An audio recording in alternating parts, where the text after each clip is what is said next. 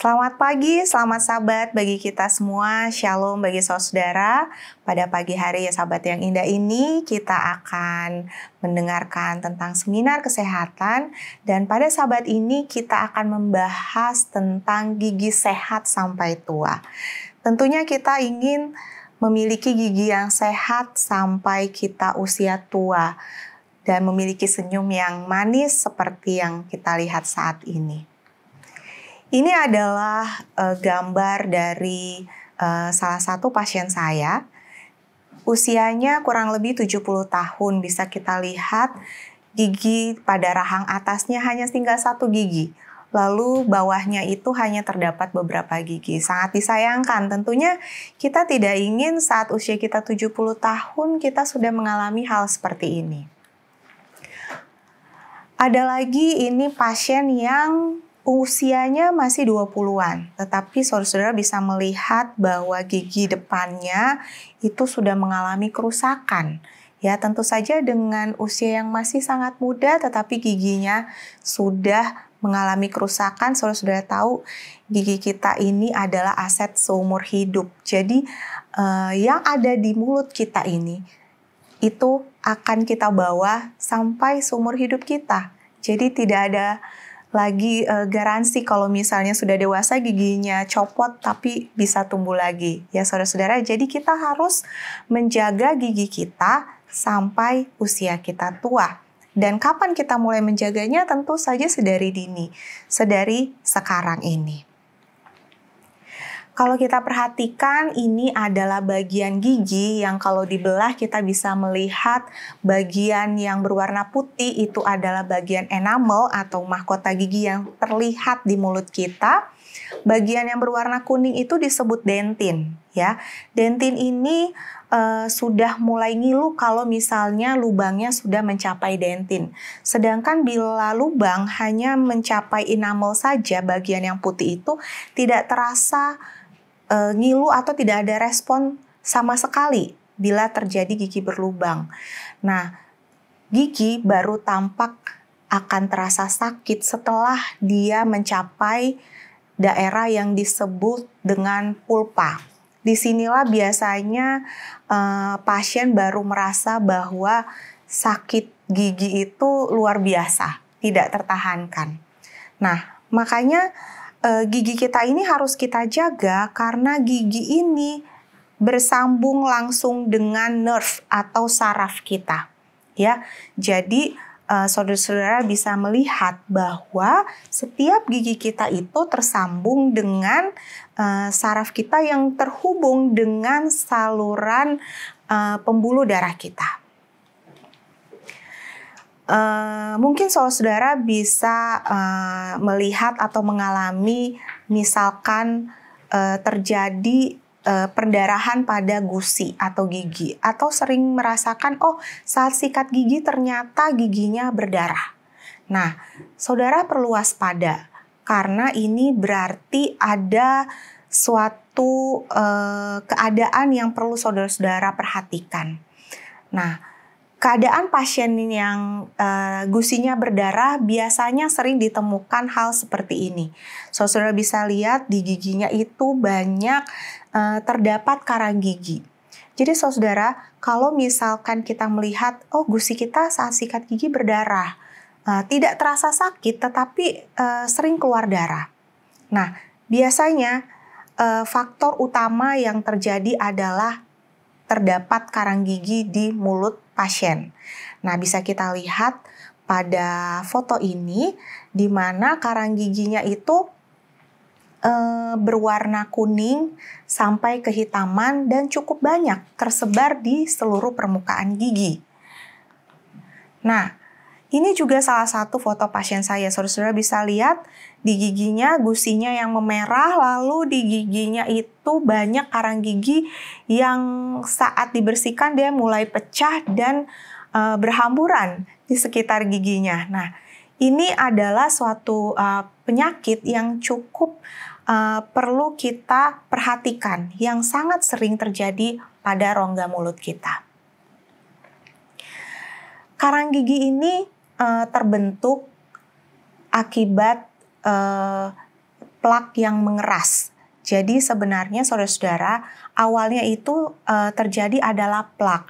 Plak ini memang terdapat di gigi, merupakan lapisan tipis, kemudian dia berkalsifikasi atau dia mengeras. Jadi sebenarnya plak ini masih bisa kita sikat, bisa kita bersihkan dengan sikat gigi. Tetapi bila kita tidak membersihkannya dengan baik, maka si plak itu lama-lama akan berkalsifikasi sehingga dia mengeras. Nah, saat sudah mengeras, itulah yang kita sebut karang gigi. Dan saudara, itu tidak bisa dibersihkan dengan sikat gigi. Dan jangan juga saudara-saudara membersihkan atau mencongkel sendiri dengan alat, ya, karena itu berbahaya dan takut mencederai daerah sekitar mulut kita. Nah, karang gigi yang terdapat di gigi kita itu lama-lama akan menyebabkan gusi kita membengkak. Saat gusi membengkak, maka gusi pun menjadi mudah berdarah karena terjadi peradangan. Lalu gigi pun akan menjadi goyang. Jadi jangan banyak beberapa pasien saya yang salah kaprah. Dia merasa bahwa dengan adanya karang gigi itu menopang giginya sehingga lebih kuat. Tetapi ternyata salah, saudara-saudara. Justru karena karang gigilah giginya jadi goyang. Dan gigi yang sudah goyang ini bahkan bisa tanggal atau lepas secara spontan apabila perlekatannya di jaringan penyangga gigi itu sudah hilang. Nah, saudara-saudara bisa melihat bagian di mana gusi atau jaringan periodontal yang sehat dan yang sakit. Nah, di jaringan periodontal yang sakit terlihat bahwa sudah terjadi kehilangan jaringan tulang atau jaringan penyangga gigi, sehingga tulangnya itu memendek dan terdapat poket. Di dalam poket inilah banyak terdapat bakteri dan terjadi infeksi pada gusi. Saudara-saudara bisa lihat juga di mana karang giginya bahkan sudah mencapai hampir ke akar gigi. Ini sangat sering saya temukan pada pasien-pasien saya, ya. Jadi sangat disayangkan sekali, giginya tidak berlubang, tetapi mengalami sakit dan goyang, bahkan akhirnya lepas, bukan karena berlubang, tetapi karena si kalkulus atau karang gigi, sehingga terjadi kehilangan perlekatan di jaringan periodontal.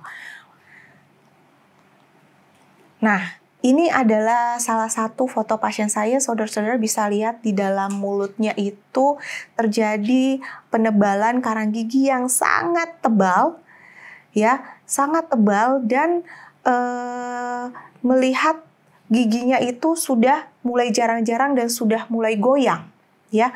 Jadi seperti yang saya katakan bahwa karang gigi ini adalah plak gigi yang berkalsifikasi atau mengeras. Apa sih sebenarnya akibat dari karang gigi ini? Saudara, karang gigi ini bisa mengakibatkan tentu yang pertama, bau mulut. Ini sangat khas sekali bau mulut, ya. Lalu gusinya mudah berdarah. Jadi ini adalah tanda yang sangat khas. Mungkin saudara-saudara kalau misalnya menyikat gigi bisa dicek nanti, ya, di depan cermin apakah ada pendarahan atau tidak. Nah, biasanya gusi yang mudah berdarah berarti kemungkinan besar saudara-saudara memiliki karang gigi di dalam mulut saudara. Lalu biasanya gusinya itu yang sehat biasanya berwarna pink atau merah muda, tetapi pada gusi yang mengalami banyak karang gigi itu biasanya gusinya itu mulai gendut-gendut, ya, seperti bengkak-bengkak, lalu mengalami warna lebih merah, tidak pink, melainkan lebih merah terang. Biasanya untuk kasus yang sudah terjadi infeksi ini, maka pasien mulai merasakan sakit, baik pada gigi maupun gusinya. Lalu lama-kelamaan maka giginya pun menjadi goyang. Ini adalah keadaan di mana sudah terjadi kehilangan perlekatan jaringan periodontal. Kita lihat, jadi saudara-saudara bukan giginya yang memanjang, tetapi gusinya turun karena tulang rahangnya itu sudah terjadi penyusutan ya. Karena terjadi penyusutan, saudara-saudara bisa lihat giginya akan terlihat panjang-panjang karena sebenarnya sudah kehilangan perlekatan dengan tulang penyangga giginya tersebut. Lalu apa sih pengobatan untuk mereka yang memiliki karang gigi? Jadi mungkin saudara bisa sering mendengar ya pembersihan karang gigi yang biasanya kita sebut dengan scaling. Jadi scaling ini memang untuk saat ini hanya bisa dilakukan di klinik gigi atau di dokter gigi yang melakukan tindakan untuk pembersihan scaling. Ini adalah pasien di mana sebelum dibersihkan karang giginya dan setelah dibersihkan, tampak giginya lebih bersih ya, tidak ada hitam-hitam ataupun karang gigi.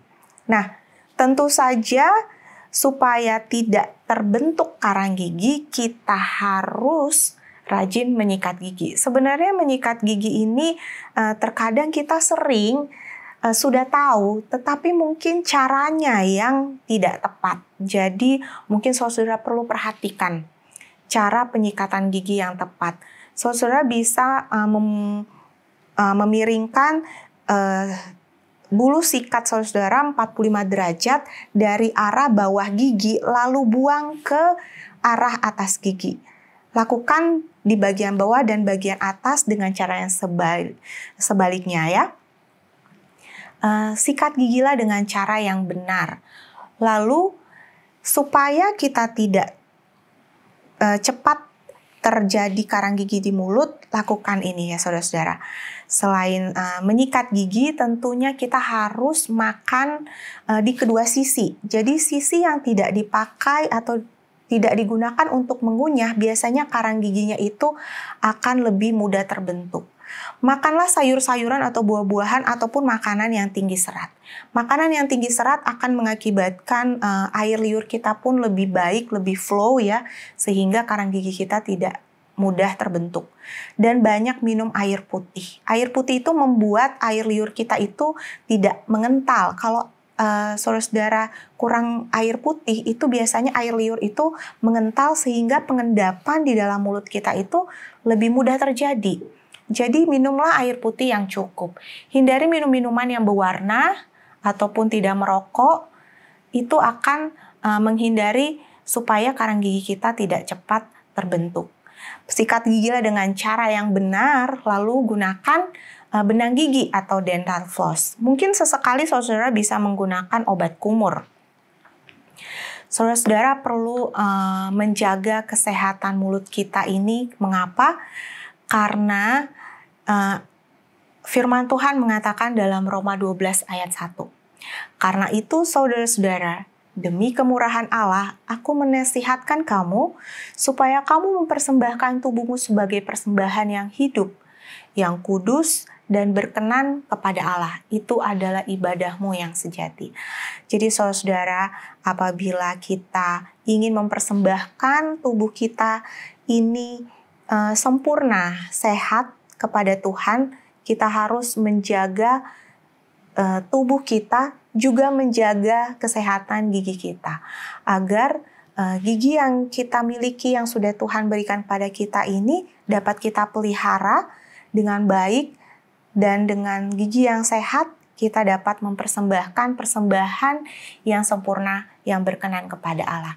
Kiranya pelajaran pada Sabat hari ini dapat memperbaharui pengetahuan kita dan kita juga lebih memperhatikan kesehatan gigi dan mulut kita, sehingga dengan nafas yang segar, gigi yang segar, gigi yang sehat, senyum yang manis, kita dapat bersukacita memuji nama Tuhan.